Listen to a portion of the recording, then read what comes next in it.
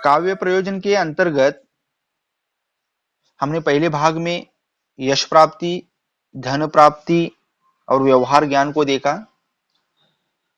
इस भाग में काव्य प्रयोजन के आगे की बिंदुओं की हम चर्चा करेंगे। तो चौथा जो काव्य प्रयोजन है वो है शिवेतर शतये। इसका अर्थ होता है अनिष्ट निवारण। इस प्रयोजन को संस्कृत हिंदी आचार्यों ने मान्यता दी है।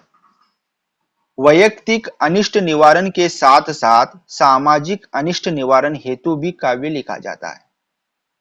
तो ये वैयक्तिक अनिष्ट निवारण के साथ साथ सामाजिक अनिष्ट निवारण की ये जो उद्देश्य होता है कि अगर हम देखेंगे आगे जाकर कि भक्ति काल के कवि जो तुलसीदास है कि जीवन में उनको बाहु पीड़ा की परेशानी से वो ग्रस्त थे। तो अपनी बाहु पीड़ा को समाप्त करने के लिए उन्होंने हनुमान की स्तुति में हनुमान बाहुक नामक काव्य ग्रंथ लिखा।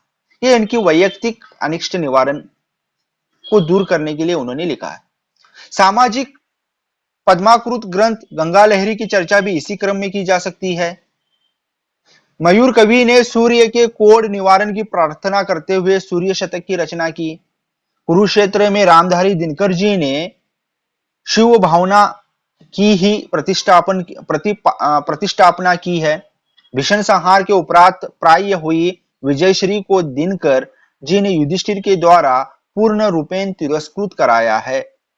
सामाजिक अनिष्ट निवारण से देश हित तथा समाज हित होता है कि जिसमें जो देश जैसे कि देश हित के लिए समाज हित के लिए जो बातें होती हैं उन बातों और ऐसे उदाहरणों के माध्यम से जो बुराइयां हैं उनका निवारण करने के हेतु भी लिखी जाती हैं। इसमें प्राचीन काल से आज तक की उपदेशात्मक नीति युक्त और राष्ट्रीय भावना का वर्णन होता है। तो साहित्य का एक उद्देश्य जो है वो अनिष्ट निवारण भी है। जो बुराई है वो बुराई को खत्म करने के लिए भी साहित्य की रचना रची जाती है। अनिष्ट निवारण दो प्रकार से होता है, एक है वैयक्तिक, दूसरा है सामाजिक।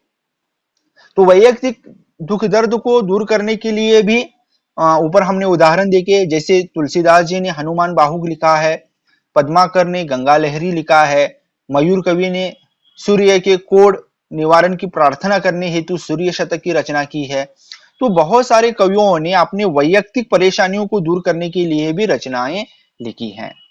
तो ये जो रचनाएं हैं ये रचनाएं के माध्यम से अनिष्ट का निवारण, अनिष्टता का दूर करने का प्रयास भी किया गया, इसमें रखा गया है। तो कुल मिलाकर अगर जब हम बात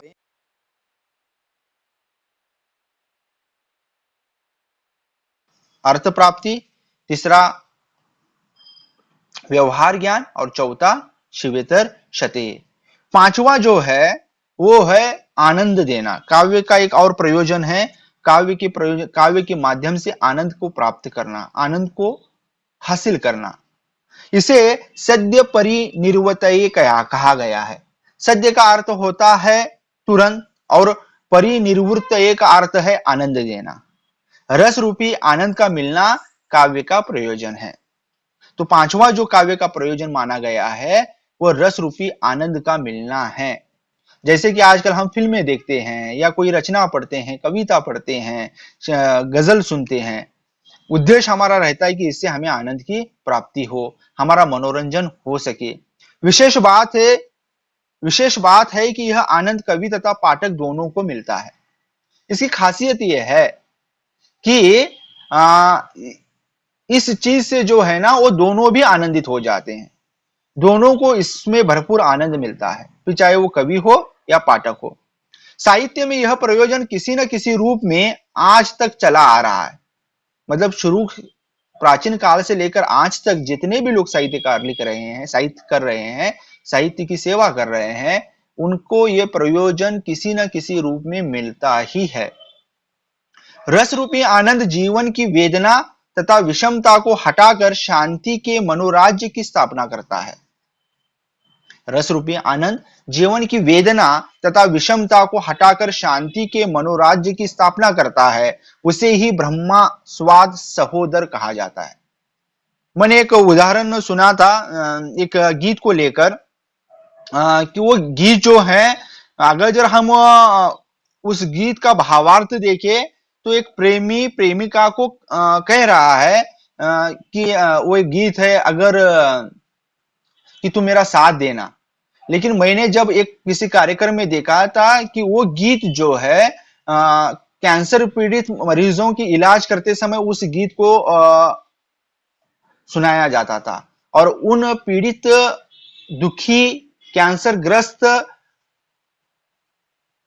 बीमार को उस वो गीत सुनकर राहत महसूस होती थी। तो लिखने वाला किसी उद्देश्य लिख रहा है, सुनने वाला किसी और परिप्रेक्ष्य में सुन रहा है। लिखने वाले को अपनी भावनाओं के माध्यम से आनंद की प्राप्ति होती है, सुनने वाले को अपनी भावनाओं को ध्यान में रखकर आनंद की प्राप्ति होती है। ये सर्वथा साहित्य में ही होता है। वो गीत था, अगर कोई बात बिगड़ जाए, अगर कोई मुश्किल पड़ जाए, तुम देना साथ मेरा। ये गीत, इसका एक उदाहरण मैंने वो सुना था कि ये कैंसर पीड़ित मरीजों के समय को ये जब गीत सुनाया जाता था तो उनको थोड़ी प्रेरणा मिलती थी, उस गीत से पॉजिटिविटी उनके अंदर आती थी। और फिल्म में क्या, अगर जब हम बात करें उस गाने की, तो एक प्रेमी जो है अपनी प्रेमिका को, या पति अपनी पत्नी के लिए वो गाना कह रहा है। तो यहाँ पर वही बात है कि यहाँ पर लिखने वाले को भी आनंद मिलता है और पाठक को भी आनंद मिलता है। रस रूपी आनंद जीवन की वेदना तथा विषमता को हटाकर, ये रस रूपी जो आनंद है, ये हमारे जीवन में जो वेदना है, जो परेशानियां हैं, जो विषमता है, उन सब को हटाकर हमें शांति के मनोराज्य में ले जाता है। और यही सबसे बड़ी चीज है। आज ही मैंने एक कोट सुना कि कृपा क्या है। उसके अंतर्गत कहा गया था कि अच्छी पत्नी के मिलना से मन को शांति मिलना, धन दौलत से मिलने से मन को शांति मिलना, बाकी सारी ऐशो आराम को मिलने के बाद में मन को शांति मिलना, ये कृपा नहीं है। इन सब के न होने के बावजूद भी अगर मन को शांति मिलती है, यही कृपा है। तो यही जो है, यही ब्रह्मानंद सहोदर है कि जो हमें जीवन की वेदना से, विषमता से हटाकर हमें क्या करता है, शांति के मनोराज्य में ले जाता है, सुकून के दुनिया में हमें ले जाता है, फिर जहां पर ना खुशी मायने रखती है, ना दुख मायने रखता है। और ये काम जो है, ये आनंद की प्राप्ति होना मतलब यही प्राप्त है, कर होना है। क्योंकि किसी कार्य के विशेषताओं को ध्यान में रखकर किसी कार्य की सफलता से जो आनंद मिलता है वो क्षणिक होता है। लेकिन ये जो ब्रह्मानंद सहोदर है, ये हमें शांति की दुनिया में ले जाता है, एक शांति के मनोराज्य की स्थापना हमारे जीवन में करता है। और ये काम साहित्य के माध्यम से बखूबी किया जाता है। इसीलिए इसका एक प्रयोजन जो है, आनंद की प्राप्ति होना है। तो ये आनंद की प्राप्ति जो है, हमें अलग दुनिया में ले जाता है। और आखिर वाला इसका जो प्रयोजन है, कांता सम्मति उपदेश। कांता सम्मति का अर्थात प्रिया द्वारा मधुर शैली में कही गई बात या भेजा गया संदेश। इसे ये भी कहते हैं कि पत्नी के द्वारा जो फटकार सुनी जाती है, वो फटकार मतलब साहित्य है। मतलब वो फटकार भी होती है, लेकिन देने वाला कौन है, प्रिय व्यक्ति है, तो बुरा नहीं लगता। साहित्य वही काम करता है। साहित्य भी मधुर वाणी में फटकार देने का काम करता है, एक संदेश देने का काम करता है। आचार्य मम्मट का कहना है कि उपदेश मधुर शैली में या मधुर भाषा में होने चाहिए।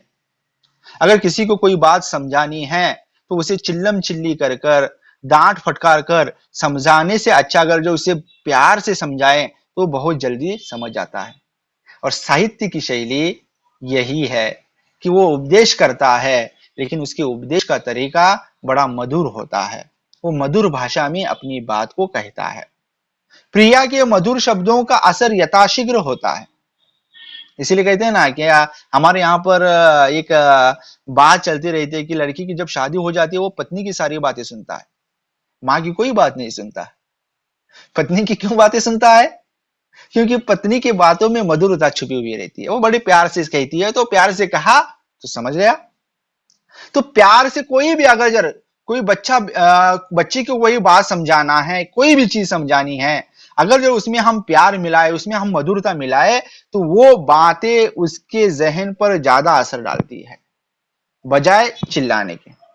इसीलिए कहते हैं ना कि बच्चों को ये मनोवैज्ञानिक समझाते हैं, बच्चों को अगर जो समझाते वक्त अगर जो आप उसे प्यार से समझाएंगे तो वो सही रास्ते पर आ जाएगा, और उसे बार बार अगर जो मारते रहोगे, फटकारते रहोगे, तो वो क्या हो जाएगा, वो हमारे यहाँ पर एक शब्द है मुर्दार, वो असरहीन हो जाएगा और कालांतर में वो आपकी किसी बात का उसके ऊपर असर नहीं होगा। लेकिन वही अगर जरा आप उसे प्यार से समझाते हैं तो वो फौरन समझने वाला या कुछ समय में समझने वाला बन जाएगा। साहित्य यही काम करता है। साहित्य का प्रयोजन है कांता सम्मति उपदेश देना। प्रिया के मधुर शब्दों का असर यथाशीघ्र होता है।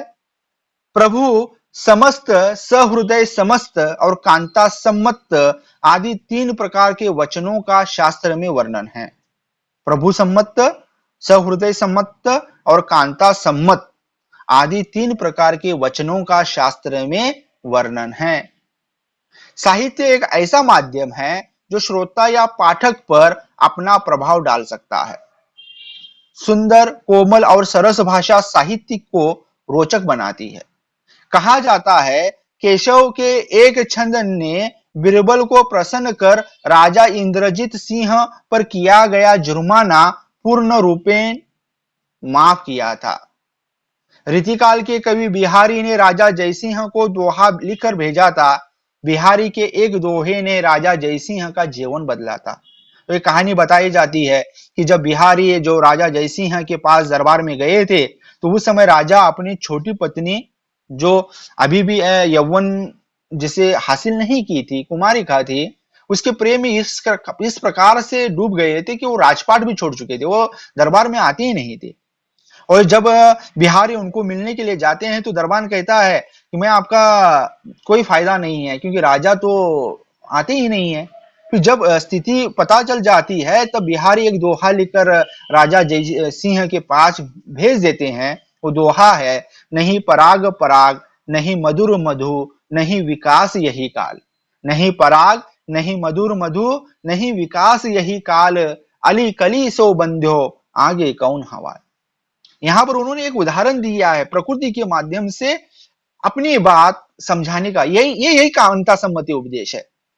अगर वो राजा को सीधे सीधे कहते क्या लगा रखा है, हाँ राजपाट छोड़कर पत्नी के प्रेम में इतने पागल हो गए हो, बेवकूफ हो गया तुम, अगर ऐसा कहते तो राजा आता और सीधा तलवार से अपनी उनकी गर्दन उड़ा देता।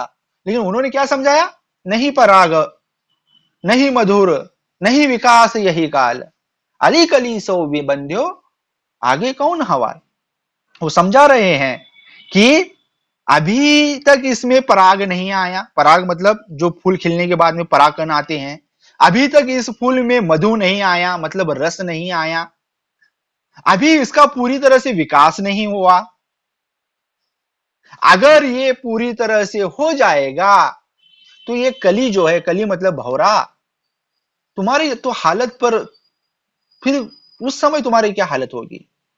तो वो इनडायरेक्टली ये बताना चाहते थे राजा को कि जिस रानी के प्रेम में तुम इतने बुढ़े डूब चुके हो कि जो अभी तक पूरी तरह से यौवन में भी नहीं आई, अगर वो पूरी तरह से यौवन में आ जाएगी तो तुम्हें तो हराना या तुम्हें नामशेष करना बड़ा आसान हो जाएगा।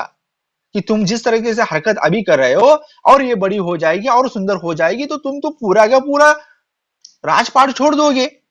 तो ये बातें जो हैं राजा के मन पर इस प्रकार से इन बातों ने प्रभाव डाला, वो फौरन चले आए और उसके बाद में बिहारी जो हैं उस दरबार के राजकवि बन गए और उनके एक एक दोहे पर उनको एक एक अशरफी दी गई है और बिहारी सतसई वही रचना है।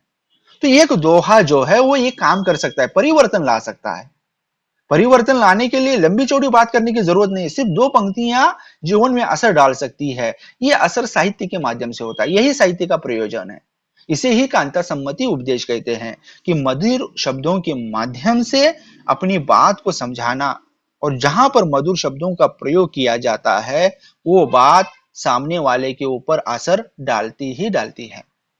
तो ये भारतीय और हिंदी के आचार्यों की काव्य प्रयोजन है, जिनमें से 6 जो हैं वो हैं ये भारतीय काव्य शास्त्रीय आचार्यों की प्रयोजन है, जिसमें सबसे पहले यश प्राप्ति, दूसरा अर्थ प्राप्ति, तीसरा व्यवहार ज्ञान, चौथा शिवतर्षतये, पांचवा आनंद प्राप्ति और छहवा कांता सम्मति उपदेश। ये छह जो हैं ये काव्य के प्रयोजन भारतीय आचार्यों ने, संस्कृत के आचार्यों ने माने हुए हैं।